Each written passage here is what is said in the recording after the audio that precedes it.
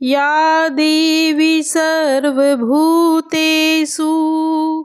मां चन्द्रघण्टा संस्थिता नमस्तस्यै नमस्तस्यै नमस्तस्यै नमो नमः।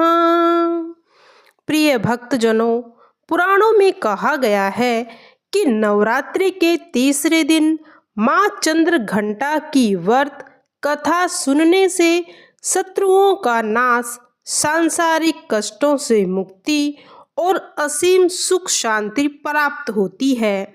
यह कथा पढ़ने या सुनने से भय को दूर कर साहस, निर्भयता और बौद्धिक क्षमता को बढ़ाती है। जब दुर्गा माँ ने चंद्रघंटा का अवतार लिया था, उस वक्त महिषासुर असुरों का स्वामी था। ये दूतकारी महिष देवराज इंद्र का सिंहासन पाना चाहता था। स्वर्गलोक पर राज करने की इच्छा को साकार करते के लिए वो तमाम तरीके अपनाता था। जब देवगणों को उसकी इस इच्छा के बारे में पता चला तो वे चिंतित होकर त्रिदेव ब्रह्मा, विष्णु और महेश के पास पहुँचे। देवताओं के मुख से महिषासुर के अत्याचारों को जानने के बाद तीनों अत्यंत क्रोधित हो गए थे। उसी वक्त उनके मुख से उत्पन्न ऊर्जा से देवी का अवतरण हुआ था। इन देवी को भगवान विष्णु ने चक्र प्रदान किया, वहीं शिवजी ने अपना त्रिशूल तो ब्रह्मा जी ने अपना कमंडल दिया था। और इस प्रकार सभी देवताओं ने देवी को कुछ न कुछ भेंट किया, जिसके बाद आज्ञा पाकर देवी चंद्रघंटा महिषासुर के पास गई। माता का विशालकाय स्वरूप देखकर दैत्य महिषासुर इस बात को भांप चुका था कि अब उसका अंत निश्चय है। इसके बाद असुरों ने माँ चंद्रघंटा पर हमला करना शुरू कर दिया। भयंकर युद्ध में महिषासुर काल के ग्रास में समा गया और देवी ने सभी देवताओं की रक्षा की थी। तो आइए सुनते हैं माँ चंद्रघंटा की एक बहुत ही पौराणिक कथाएं। यह कथा उस समय की है जब धरती पर मनुष्य का हृदय अभी भी प्रकृति से जुड़ा हुआ था, जब आस्था की डोर इतनी मजबूत थी कि पहाड़ों को भी हिला दे। एक ऐसे ही पवित्र, सादगी भरे गांव में जहां जीवन की धारा, खेत और खलियान थे, एक गरीब किसान रहता था जिसका नाम था माधव। माधव की आंखों में बचपन से ही एक अनकहा दुख छिपा हुआ था। प्रकृति की अनिश्चितताओं का डर जो हर फसल के साथ गहराता जाता। उसकी पत्नी तो बहुत पहले उसे छोड़कर चली गई थी। पीछे छोड़ गई थी एक नन्ही सी जान, उसकी बेटी राधा। राधा अपने पिता जैसी सीधी सादी लेकिन हृदय बहुत ही कोमल था।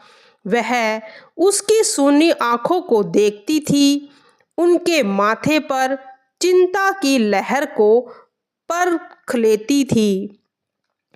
उसका नन्हा सा दिल अपार कष्ट से भर उठता था। वह जानती थी कि उनके पास जो कुछ भी है वह इन खेतों की ही उपज है और उसके जीवन की यही एक हरियाली है। अगर फसल बर्बाद हो जाए तो उसके पास कुछ भी नहीं बचेगा, सिर्फ भूखे पेट और आंसुओं का समंदर। इस वर्ष भी खेतों में फसल लहरा रही थी। आशा की एक नई किरण, एक नया सपना, लेकिन प्रकृति का मन मौन पड़ा था। दूर क्षितिज पर काले काले बादल मंडराने लगे थे। हवा में एक अजीब सी बेचैनी थी। गांव के बड़े बुजुर्ग के चेहरे पर चिंता की गहरी छाया पड़ गई।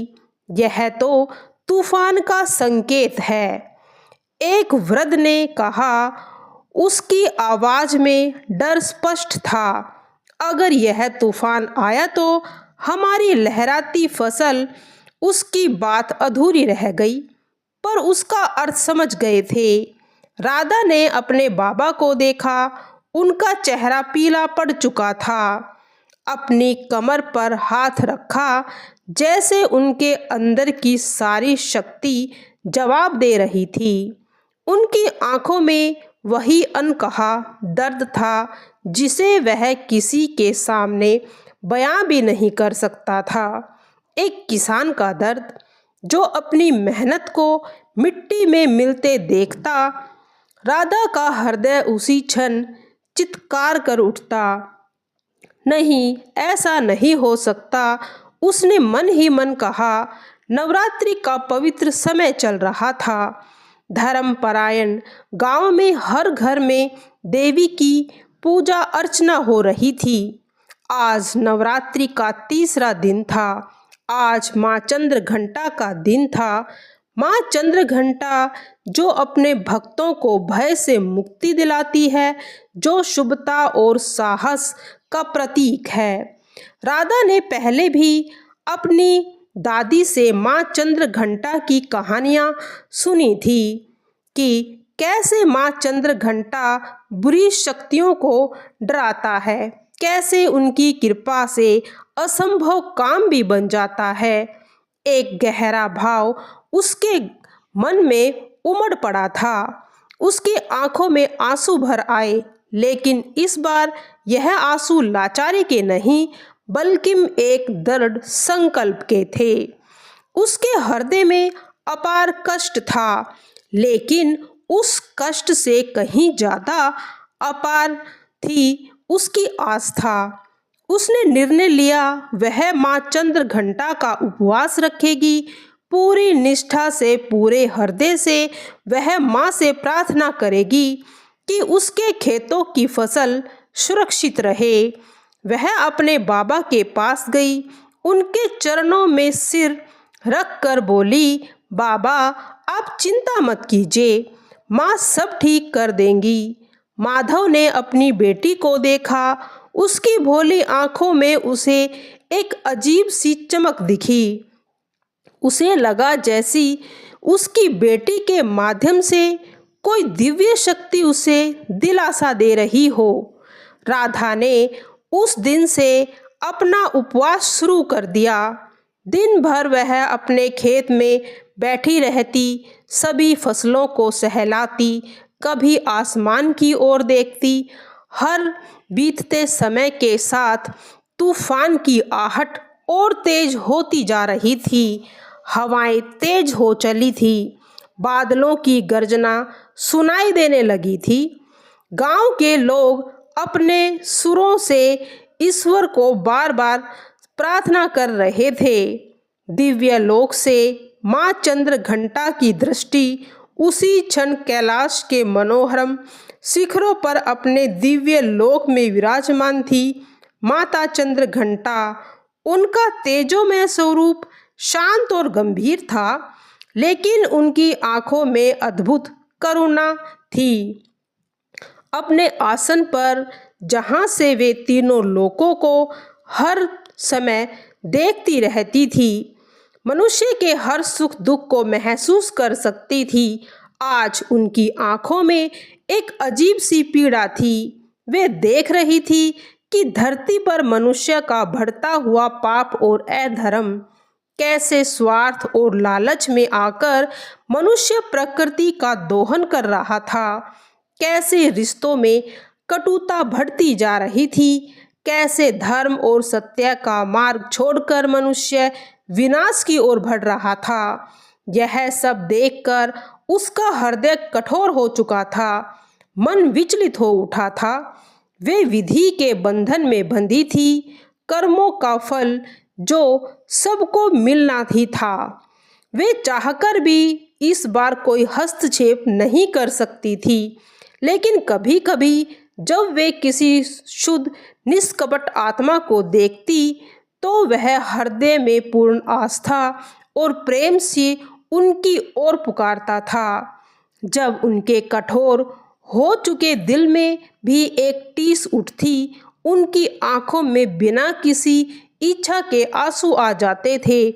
आज उनकी दृष्टि उस छोटे से गांव पर टिकी थी। उन्होंने देखा कि एक नन्ही सी लड़की राधा, जो अपने बाबा और अपने खेतों के लिए अपनी पूरी निष्ठा से उनकी आराधना कर रही थी। माँ चंद्रघंटा ने अनुभव किया कि धरती माता का कष्ट, और धरती माता जो पूरे संसार की जगत जननी है, हर प्राणी को धारण करती है, अन्न देती है, जल देती है, पर आज वह बिल्कुल कष्ट में थी। उनके अधर्म, उनके अत्याचारों का बोझ धरती पर बढ़ता जा रहा था। धरती माँ अपनी संतान के दुर्व्यवहार से त्रस्त थी, लेकिन एक माँ होने के नाते वह सब सहती थी, सबकी पुकार सुनती थी। माँ चंद्रघंटा ने देखा कि धरती माता कैसे बिलख रही थी, जैसे अपने बच्चों को चेतावनी दे रही थी कि संभल जाओ, वरना यह प्रकृति अपना संतुलन खो देगी। माँ चंद्रघंटा को राधा की तपस्या में वह शुद्धता दिखाई दी, जिसकी आज के युग में कमी थी। वह मासूमियत, वह निस्वार्थ प्रेम, जो केवल एक बच्चे में या एक सच्चे भक्त में मिल सकता था। राधा का दर्द, उसके बाबा का अपार कष्ट, उस पूरी धरती का कष्ट, यह सब चंद्रघंटा को एक ही सूत्र में बांधे दिख रहा था। उनकी आंखों में करुणा बह रही थी, उनके होठे पर एक हल्की सी मुस्कान आई, एक ऐसी मुस्कान जो सब कुछ कहने वाली थी, लेकिन कुछ भी ना कहने वाली थी। उन्होंने अपनी शक्ति को आह्वान किया, लेकिन इस बार हस्तक्षेप नहीं। उस प्रक्रिया में उस बच्चे की निष्ठा भरी पुकार का जवाब। तूफान का भयंकर रूप इधर गांव में रात गहराती जा रहा था, और उसके साथ ही तूफान भी अपनी पूरी शक्ति पर आ चुका था, और गड़गड़ की आवाज के साथ बिजली कड़क रही थी, जैसे आसमान फट रहा हो। हवा इतनी तेज थी कि लगता था पैरों को उसकी जड़ों से उखाड़ देगी। मूसलाधार बारिश ओलों के साथ जमीन पर पड़ रही थी, जैसे कोई क्रोधित देव अपना सारा प्रकोप बरसा रहा हो। राधा अपने घर के अंदर एक कोने में बैठी, उसकी आंखें बंद थी, उसके हाथ जुड़े हुए थे, उसके होठों पर बस एक ही नाम था, माँ चंद्रघंटा का। माँ चंद्रघंटा, उसके अंदर एक अजीब सी शांति थी, लेकिन बाहर प्रकृति का तांडव अपने चरम पर था। माधव अपनी बेटी को देख रहा था, उसे अपनी आंखों पर विश्वास नहीं हो रहा था।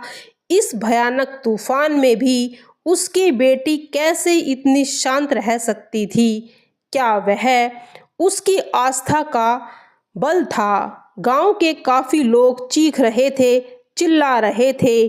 कुछ घरों की छतें उड़ गई, दरवाजे टूटकर गिरने लगे, हर तरफ हाहाकार मचा था। हे भगवान, अब क्या होगा? एक पड़ोसी ने रोते हुए कहा, हमारी सारी मेहनत पानी में मिल जाएगी, हम सब भूखे मरेंगे। माधव भी अपनी टूटी हुई झोपड़ी में बैठा थर थर काँप रहा था। उसके दिल में एक अजीब सा डर था। उसे लग रहा था जैसे उसकी सारी उम्मीदें, उसके सारे सपने पानी में बह जाएंगे। उसे अपनी बेटी की तपस्या याद आई, पर क्या यह काफी थी? क्या एक नन्ही सी जान की प्रार्थना इतनी बड़ी आपदा को रोक सकती थी? उसके हृदय में अपार कष्ट था, जो अब भय में बदल चुका था।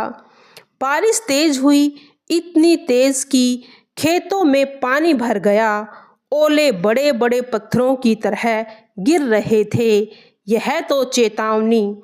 एक बूढ़ी औरत चिल्लाई, यह मनुष्य के पापों का परिणाम है। धरती माता रुष्ट हो गई है। उसकी बात में दर्द और भय दोनों था। राधा को भी डर लग रहा था। एक पल को उसके मन में भी शंका आई, क्या मेरी तपस्या काफी नहीं माँ? उसने सोचा, पर फिर उसे अपनी माँ की कथा याद आई, अपने बाबा का दर्द याद आया। उसने अपनी आंखें कसकर बंद कर ली और एक गहरी हृदय से निकली पुकार उसके होठों से निकली, माँ, मेरी रखवाली करना, मेरी फसल की रखवाली करना, मेरे बाबा की आस को टूटने मत देना। माँ, उसकी आवाज़ में एक अजीब सी शक्ति थी, एक ऐसा भाव जो सीधे दिव्य लोक तक पहुंच गया। चमत्कार और आस्था की जीत। तूफान ने पूरी रात अपना भयानक रूप दिखाया। ऐसा लगा मानो रात कभी खत्म न होने वाली थी। लेकिन हर तूफान के बाद एक सवेरा आता है। धीरे धीरे रात की काली चादर फटी और आसमान में हल्की रोशनी फैलने लगी। हवा शांत होने लगी। बारिश थम गई। गांव में सन्नाटा पसरा हुआ था, एक भयानक सन्नाटा। लोग अपने घरों से बाहर निकले। उनके चेहरों पर डर और निराशा साफ दिख रही थी। उन्होंने देखा, घरों का नुकसान हुआ है, पेड़ उखड़ गए हैं। लेकिन सबसे पहले उसकी नज़र खेतों पर गई। वहाँ एक अविश्वसनीय दृश्य उनका इंतजार कर रहा था। जहाँ गांव के बाकी हिस्सों में तबाही का मंजर था, जहाँ रास्ते में उखड़े पेड़ और क्षतिग्रस्त घर थे, वहीं राधा का खेत। हाँ, राधा के खेत में पूरी तरह सुरक्षित थे। फसलें वैसे की वैसे ही खड़ी थी, हरी भरी लहराती, मानो तूफान उसके पास से गुजरा ही ना हो। आसपास को खेतों में भी पानी भरा था, फसलें गिरी पड़ी थी, लेकिन राधा के खेत में एक भी पौधा नहीं गिरा था, एक भी पत्ता नहीं टूटा था। दूर दूर तक एक छोटा सा भी नुकसान नहीं।